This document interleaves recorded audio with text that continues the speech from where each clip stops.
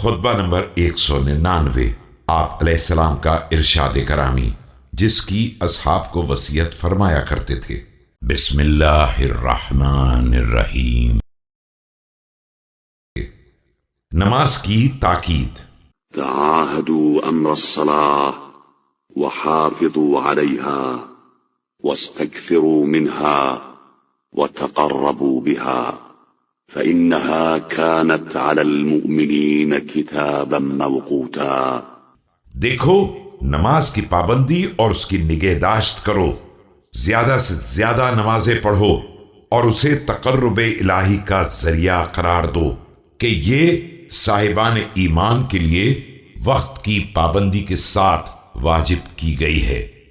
ألا تسمعون إلى جواب أهل النار حين سئلوا ما سلككم في سقر قالوا لم نك من المصلين وإنها لتحت الذنوب حتى الورق وتطلقها إطلاق الربق۔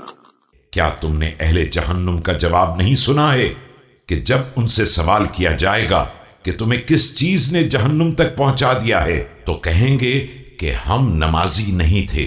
یہ نماز گناہوں کو اسی طرح جھاڑ دیتی ہے جس طرح درخت کے پتے جھڑ جاتے ہیں، اور اسی طرح گناہوں سے آزادی دلا دیتی ہے جس طرح جانور آزاد کیے جاتے ہیں۔ وشبهها رسول الله صلى الله عليه وآله بالحمة تكون على باب الرجل فهو يغتسل منها في اليوم والليلة 5 مرات فما عسى أن يبقى عليه من الدرن